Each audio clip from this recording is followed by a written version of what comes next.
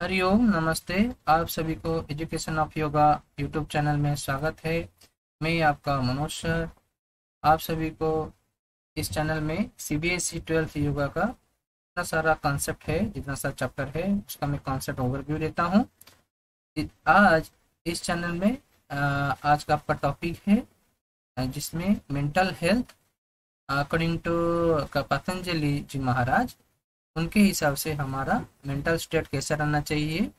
अगर हमारा mental state जितना सारा डिस्ट्रैक्शन होता है सेंस ऑफ परसेप्शन में, सेंस ऑफ परसेप्शन के द्वारा जितना सारा एक्टिविटी है, जितना सारा उसका वृत्तियाँ रहता है, हम उसको कैसे कंट्रोल करेंगे, उसके बारे में धीरे धीरे आगे जाके इस चैप्टर में कंटिन्यू बोला गया है।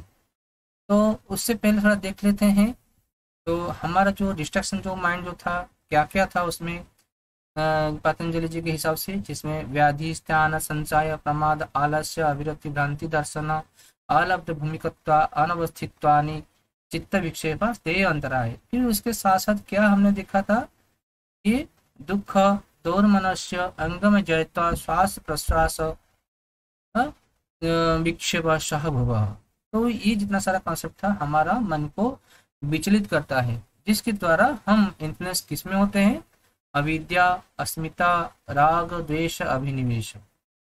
तो पतंजलि के हिसाब से हम इसको कैसे कंट्रोल करेंगे, धीरे धीरे हमारे मन में क्या क्या उसमें चेंजेस करने से ये हमारा जो चित्त है आत्म संतोष करने के साथ साथ इसमें प्रसादन, चित्त प्रसादन, जो हमारा जो कंसेप्ट है वो धीरे धीरे लागू होने लगता है।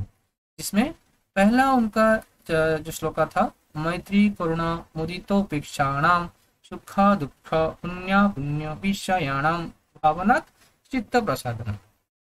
तो ये सारी चीजें जो है मैं ऑलरेडी मेरा पिछला वीडियो में ऑलरेडी कॉन्सेप्ट दे चुका हूँ, आप उसमें गो थ्रू कर सकते हैं।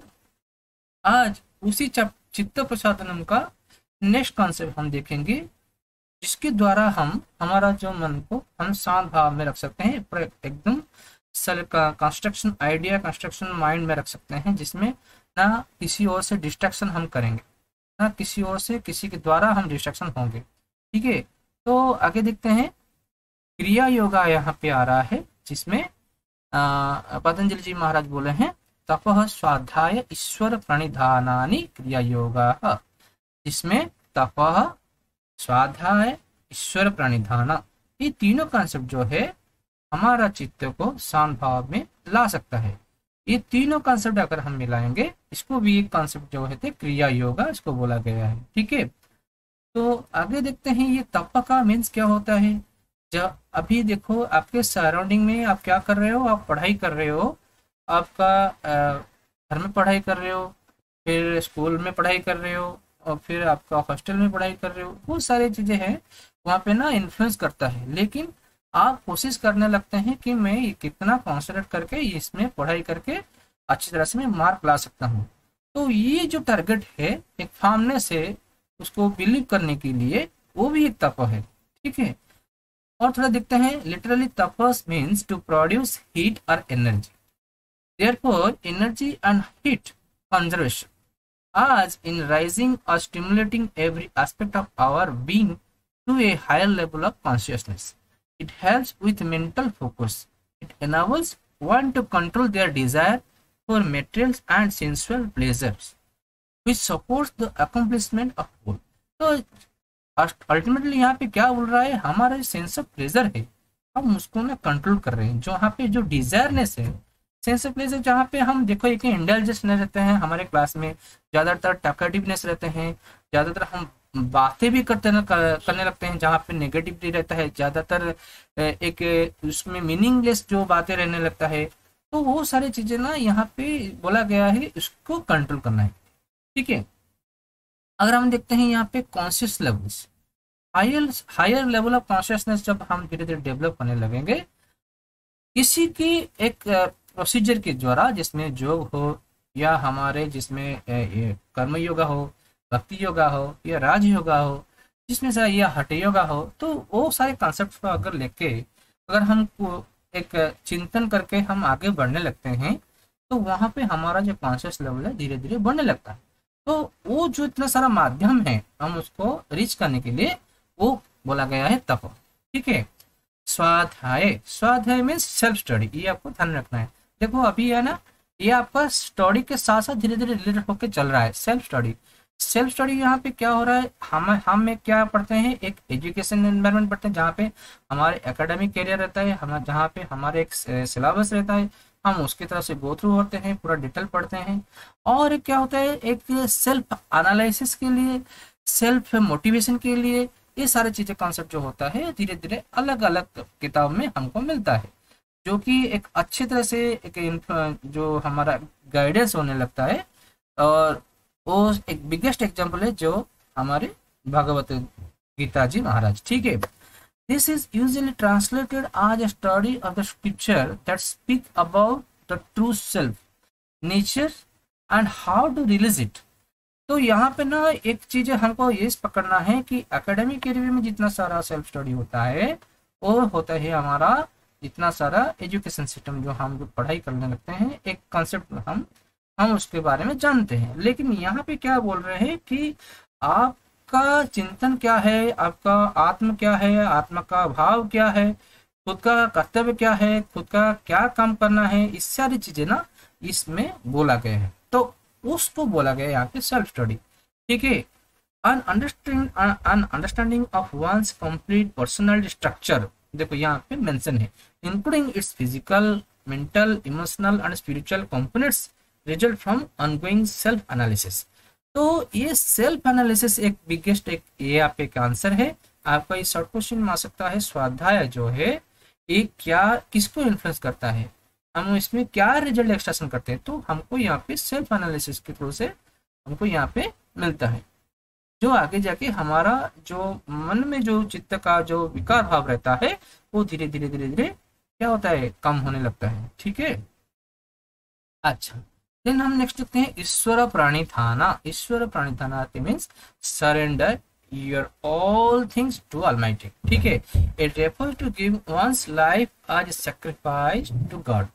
It is a helpful teaching method for developing a sense humbly submitting one's ego to the supreme being in order to develop divine character। तो यहाँ पे ना डिवाइन कैरेक्टर का एक ऐसा एक हमारे पास इन्फ्लुएंस रहता है जिसमें ये हमेशा एक डिस्ट्रक्शन होता है किसके द्वारा, ईगो, जैसे आईनेस, मैं, मेरे द्वारा, मैं कर रहा हूँ, मेरे से कोई अच्छा नहीं है। तो ये अगर ईगो हम हमेशा के लिए भगवान के पास समर्पित कर लेते हैं तो ये धीरे धीरे धीरे धीरे हमारे पास क्या डेवलप होने लगता है, हम्बल। ठीक है। तो Ishvara pranidhana is also used to describe fully integrating one's consciousness with inner awareness. तो यहाँ पे तप, स्वाध्याय, ईश्वर प्रणिधाना, ये जितना सारा कॉन्सेप्ट है यहाँ पे आपको भगवद गीता जी महाराज में भी वहां पे एक्सप्लेन किए हैं। ठीक है। अभी और देखते हैं पतंजलि जी हमको क्या और एक कॉन्सेप्ट किया दिए हैं, जिसमें बोले हैं यम, नियम, आसन, प्राणायाम, प्रत्याहार, धारणा, ध्यान, समाध्यो अष्टभंगानि साधन पाद में। ठीक है। तो अष्टभंगानि जो है, जो एट एलिमेंट इसमें यम, नियम, आसन, प्राणायाम, प्रत्याहार, धारणा, ध्यान, समाधि। देखो ये श्लोक है, अगर आप ऐसे इसको याद रखोगे तो ये स्टेप बाय स्टेप किसके बाद क्या आएगा आपको इजीली याद रह जाएगा। ठीक है। मैं कैसे पढ़ रहा हूँ, यम, नियम, आसन, प्राणायाम, प्रत्याहार, धारणा, ध्यान, समाध्यो अष्टभंगानि। ठीक है। साधन पाद में 29 श्लोका में ये है। तो यहाँ पे क्या बोल रहे हैं, तो ये जो चित्त प्रसादम जो है इस माध्यम से भी हम अचीव कर सकते हैं। अगर हम देखते हैं यम, नियम, आसन, प्राणायाम, प्रत्याहार, ये जो है ये बहिरंग योगा बोला गया है। ये आपको ध्यान में रखना है, आपका शॉर्ट क्वेश्चन में हमेशा ये आएगा ही आएगा। ये जो यम, नियम, आसन, प्राणायाम, प्रत्याहार है ये बहिरंग योगा है जो हमको दिखाई देने लगता है, दिखाई दिखता है। ठीक है। हम उसको बाहर की ओर हम देख सकते हैं। अगर कोई योगी कोई इसको प्रैक्टिस करता है तो इसको हम उसके फेशियल एक्सप्रेशन से, उसका बॉडी अपेयरेंस से हमको पता लगता है कि वहाँ पे बहिरंग योगा का कितना इन्फ्लुएंस है। अगर अंतरंग योगा के बारे में हम सोचते हैं तो वहाँ पे धारणा, ध्यान, समाधि, ये तीनों कॉन्सेप्ट, धारणा, ध्यान, समाधि, जो हमको सेल्फ इंटरप्रेटर लेके चलता है, जो हमको सेल्फ रियलाइजेशन करने के लिए चलने लगता है। ठीक है, थोड़ा आगे देखते हैं इसमें क्या क्या है। तो यमा बहिरंग योगा, देखो यमा का श्लोक को याद रखना है आपको। ये नेसेसरी नहीं है कि आपको श्लोक का याद रखना है, लेकिन एक स्पेसिफिक श्लोक का जो मैं बोलता हूँ, जैसे आपका अष्टावंग, जो अष्टावंगानी जो आपका है एट एलिमेंट आपका पतंजलि योगा, तो आपको याद रखना है, वेरी वेरी इंपॉर्टेंट है। ठीक है, जैसे मैं पिछला वीडियो में बोला था मैत्री, करुणा, मुदितोपेक्षण, ये भी आपको याद रखना है, प्रोजेक्ट में आएगा। अपिता, अस्मिता, राग, देश, अभिनिवेश, ये भी आपको याद रखना है। हाँ, चलो हम देखते हैं आगे जाके इस वीडियो में। यम जो है अहिंसा, सत्य, अस्तेय, ब्रह्मचार्य, अपरिग्रह, यमः। तो यहाँ पे देखो 5 एलिमेंट है यम का। अहिंसा, तो उसके रिलेटेड क्या क्या इन्फ्लुएंस है, नॉन वायलेंस। सत्य, ट्रूथफुल, हमेशा सत्य बोलना है।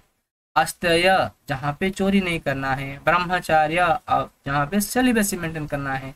अपरिग्रह, जहाँ पे हमारा जो डिटैचमेंट, देखो यहाँ पे detachment of sense of pleasure, ये आपको याद रखना है। नॉन हर्डिंग, तो ये सारी चीजें आपको ध्यान रखना है। नियम, नेक्स्ट एलिमेंट नियम। नियम में क्या हो गया, शोच, संतोष, ताप, स्वाध्याय, ईश्वर प्रणिधानानि नियमः। देखो यहाँ पे तप, स्वाध्याय, ईश्वर प्रणिधानानि यहाँ पे मिल के लिखा गया है। वहां पे मैंने एक स्पेशली सेपरेटली यहाँ पे पतंजलि ने बोला था तप, स्वाध्याय, ईश्वर प्रणिधानानि क्रिया योगा।